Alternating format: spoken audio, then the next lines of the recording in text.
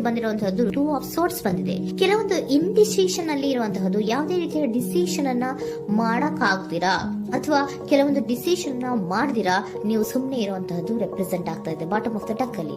ನಿಮ್ಮ love life ನ ವಿಚಾರದಲ್ಲಿ ರೀಸೆಂಟ್ ಪಾಸ್ಟ್ ನಲ್ಲಿ ಕೆಲವೊಂದು ರೀತಿಯ ಎಂಡಿಂಗ್ ಗಳಾಗಿರುವಂತಹದ್ದು, ಲವ್ ಲೈಫ್ ನ ವಿಚಾರದಲ್ಲಿ ಕೆಲವೊಂದು ರೀತಿಯ ಡಿಸ್ಟರ್ಬೆನ್ಸ್ ಗಳಾಗಿರುವಂತಹದ್ದು, ಅವ್ಯವಸ್ಥೆಗಳಾಗಿರುವಂತಹದ್ದು, ಸಮಾಧಾನ ಇಲ್ಲದೆ ಇರುವಂತಹದ್ದು ರೆಪ್ರೆಸೆಂಟ್ ಆಗ್ತಾ ಇದೆ. ಯಾಕೆ ಅಂದ್ರೆ ಲವ್ ಲೈಫ್ ನ ವಿಚಾರದಲ್ಲಿ ಯಾವುದೇ ರೀತಿಯ ಪಾಸಿಟಿವ್ ಬದಲಾವಣೆಗಳಾಗುತ್ತಾ ಅನ್ನುವಂತಹದ್ದು ನೀವು ಪಾಸ್ಟ್ ನಲ್ಲಿ ನೀವು ನಿಮ್ಮ ಲವ್ ಲೈಫ್ ನಲ್ಲಿ ನೀವು ಆಲೋಚನೆಯನ್ನ ಮಾಡಿದ್ದೀರಿ. ಕೆಲವೊಂದು ಬದಲಾವಣೆಗಳಾಗುವಂತ ಸಾಧ್ಯತೆಗಳಿದೆಯಾ ಅಂತ. ಆದ್ರೆ ಎಂಡಿಂಗ್ ಗಳಾಗಿರುವಂತಹದ್ದು ಯಾವುದೇ ರೀತಿಯ ಸರಿ ಹೋಗ್ತಿಲ್ದೇ ಇರುವಂತಹದ್ದು ರೆಪ್ರೆಸೆಂಟ್ ಆಗ್ತಾ ಇದೆ. ತುಂಬಾ ಆಲೋಚನೆಯನ್ನ ಮಾಡಿರುವಂತಹದ್ದು ನಿಮ್ಮ ಲವ್ ಲೈಫಿನ ವಿಚಾರವಾಗಿ ನಿದ್ರಾಹೀನತೆಗಳಾಗಿದೆ. ಕೆಲವೊಂದು ರೀತಿಯ ಸ್ಟ್ರೆಸ್ಸಿಗೆ ಒಳಗಾಗಿರುವಂತಹದ್ದು ನಿಮ್ಮ ರೀಸೆಂಟ್ ಪಾಸ್ಟಿನಲ್ಲಿ ನಡೆದಿರುವಂತಹದ್ದು. ಲವ್ ಲೈಫಿನ ವಿಚಾರವಾಗಿ ಯಾವುದೇ ರೀತಿಯ ಅಂತ ಸಮಾಧಾನದ ಏನು ನಿಮಗೆ ನಡೆದಿಲ್ಲ. ಆ ಕಾರಣಕ್ಕೆ ನಿಮಗೆ ಕೆಲವೊಂದು ವಿಚಾರಗಳನ್ನ ಡಿಸಿಷನ್ ತಗೊಳ್ಳುವಂತಹದ್ದು, ಡಿಸೈಡ್ ಅನ್ನ ಮಾಡುವಂತಹದ್ದು ನಿಮಗೆ ಕಷ್ಟ ಆಗ್ತಾ ಇರೋದು. ನೀವು ಪ್ರೆಸೆಂಟ್ ಸಿಚುಯೇಷನ್ ಅಲ್ಲಿ ಬರುವಂತಹ ಆಫರ್ಗಳನ್ನ ನೀವು ಏನ್ ಮಾಡ್ತಾ ಇದ್ದೀರಾ ಅಂದ್ರೆ ರಿಜೆಕ್ಟ್ ಮಾಡ್ತಾ ಇದ್ದೀರಾ ಅಥವಾ ಮಿಸ್ ಮಾಡ್ಕೋತಾ ಇದ್ದೀರಾ. ಕೆಲವೊಂದು ಆಪರ್ಚುನಿಟೀಸ್ ಗಳು ಬಂದ್ರೂ ಕೂಡ ಅದರ ಬಗ್ಗೆ ನೀವು ಕರೆಕ್ಟ್ ಆಗಿ ಗಮನವನ್ನ ಕೊಡ್ತಾ ಇಲ್ಲ. ಯಾಕೆ ಕೊಡ್ತಾ ಇಲ್ಲ? ನಿಮ್ಗೆ ಗೊತ್ತಾಗ್ತಿಲ್ಲ ಏನ್ ಮಾಡ್ಬೇಕು. ಅದಕ್ಕೋಸ್ಕರ ನೀವ್ ಏನ್ ಮಾಡ್ತಿದ್ದೀರಾ, ಎಂಡಿಂಗ್ ಆದಂತಹ ಆಫರ್ಗಳಿರ್ಬೋದು ಅಥವಾ ಬೇರೆ ಯಾವುದೇ ಆಫರ್ಗಳಿರ್ಬೋದು ಬಂದ್ರೆ ಅದನ್ನ ನೀವು ಗಮನನೇ ಕೊಡದೇ ಇರುವಂತಹದ್ದು. ಯಾವುದೋ ಕೆಲವು ವಿಚಾರ ನಿಮ್ಮ ಲವ್ ಲೈಫ್ ನ ವಿಚಾರವಾಗಿ ಕೆಲವೊಂದು ರೀತಿಯ ಮತ್ತಷ್ಟು ಮುಟ್ಟೋದು ಅಂದ್ರೆ ರಿವ್ಯಾಲ್ಯೂಯೇಷನ್ ಅನ್ನ ಮಾಡ್ತಾ ಇರುವಂತಹದ್ದು ರೆಪ್ರೆಸೆಂಟ್ ಆಗ್ತದೆ. ಪ್ರೆಸೆಂಟ್ ಅಲ್ಲಿ ನಾನು ಯಾವುದೇ ಆಫರ್ ಅನ್ನ ತಗೊಳ್ಳುವಂತ ಸ್ಥಿತಿಯಲ್ಲಿ ಇಲ್ಲ ಅನ್ನುವಂತ ರೀತಿಯಲ್ಲಿ ನೀವು ಆಫರ್ಗಳನ್ನ ಮಿಸ್ ಮಾಡ್ಕೊಳ್ಳುವಂತಹದ್ದು ಅಥವಾ ರಿಜೆಕ್ಟ್ ಮಾಡುವಂತಹದ್ದು ರೆಪ್ರೆಸೆಂಟ್ ಆಗ್ತಾ ಇದೆ. ನೆಕ್ಸ್ಟ್ ಕಾರ್ಡ್ ಬಂದಿರುವಂತಹದ್ದೇನು, ಪ್ರೆಸೆಂಟ್ ನಲ್ಲಿ ಪೇಜ್ ಆಫ್ ಸೋರ್ಟ್ಸ್ ಬಂದಿದೆ. ಯಾವುದೋ ಒಂದು ನಿಮ್ಮ ಲವ್ ಲೈಫ್ ನ ವಿಚಾರವಾಗಿ ಬಹಳಷ್ಟು ಕ್ಯೂರಿಯಾಸಿಟಿಯಿಂದ ಏನೋ ವಿಚಾರವನ್ನ ತಿಳ್ಕೊತಾ ಇದ್ದೀರಾ, ಬಹಳಷ್ಟು ಕ್ಯೂರಿಯಾಸಿಟಿಯಿಂದ ತಿಳ್ಕೊತಾ ಇದ್ದೀರಾ ಏನಾಗ್ತಾ ಇದೆ, ಹೇಗಾಗ್ತಾ ಇದೆ ಅಂತ. ತುಂಬಾನೇ ನೀವು ಕೆಲವೊಬ್ರು ಲವ್ ಲೈಫ್ ನ ವಿಚಾರದಲ್ಲಿ ತುಂಬಾನೇ ಮಾತು ಕೂಡ ಆಡ್ತಾ ಇರುವಂತಹದ್ದು ರೆಪ್ರೆಸೆಂಟ್ ಆಗ್ತಾ ಇದೆ.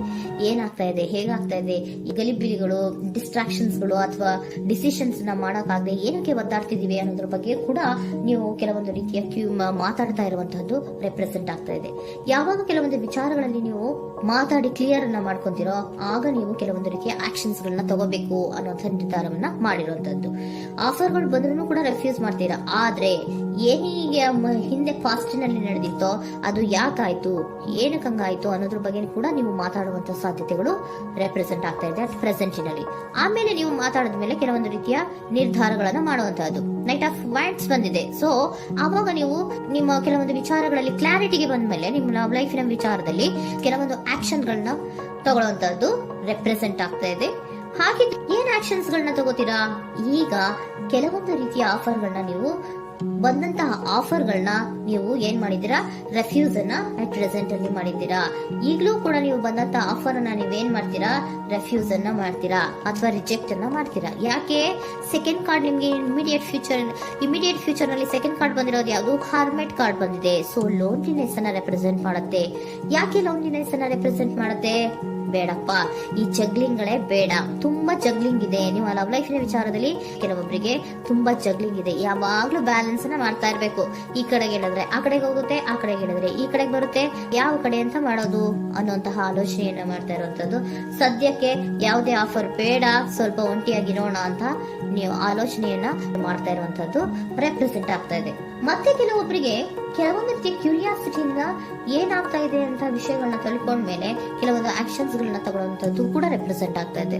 ಯಾವುದೇ ರೀತಿಯ ಭಯ ಇಲ್ಲದೆ ವಿಷಯಗಳನ್ನ ತಿಳ್ಕೊಂಡು ನೀವು ಆಫರ್ ಗಳನ್ನ ಅಟ್ ಪ್ರೆಸೆಂಟ್ ಅಲ್ಲಿ ರೆಫ್ಯೂಸ್ ಮಾಡೋ ಸಾಧ್ಯತೆಗಳು ಕೂಡ ಕೆಲವೊಬ್ಬರಿಗೆ ರೆಪ್ರೆಸೆಂಟ್ ಆಗ್ತದೆ. ಯಾಕೆ ಆಫರ್ ಗಳನ್ನ ರೆಫ್ಯೂಸ್ ಮಾಡ್ತೀರಾ?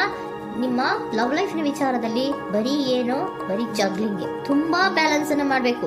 ಯಾವ ಕಡೆ ಮಾಡ್ಬೇಕು, ಹೇಗ್ ಮಾಡ್ಬೇಕು ಗೊತ್ತಾಗದೇ ಇಲ್ಲ. ನೀವೇನ್ ಮಾಡ್ತೀರಾ, ಸ್ವಲ್ಪ ದಿನದ ಮಟ್ಟಿಗೆ ನಾನು ಲೋನ್ಲಿ ಆಗಿರ್ಬೇಕು ಅನ್ನೋದನ್ನ ಇಲ್ಲಿ ನಿಮ್ಗೆ ಲವ್ ಲೈಫ್ ನ ವಿಚಾರವಾಗಿ ರೆಪ್ರೆಸೆಂಟ್ ಆಗ್ತಾ ಇದೆ.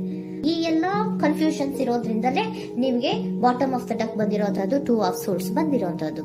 ಸೊ ಇಂಡಿಸಿಷನ್ ಆಗ್ತಾ ಇರೋಂಥದ್ದು. ಏನ್ ಮಾಡ್ಬೇಕು ಗೊತ್ತಾಗಲ್ಲ.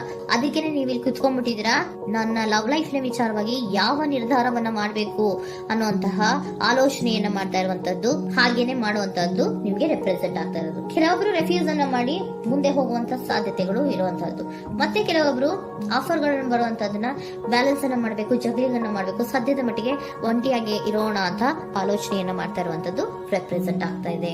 ನಿಮಗೆ ಏಂಜಲ್ ಗೈಡೆನ್ಸ್ ಏನ್ ಕೊಡ್ತಾ ಇದ್ದಾರೆ, ಡೋಂಟ್ ಸ್ಟಾಪ್.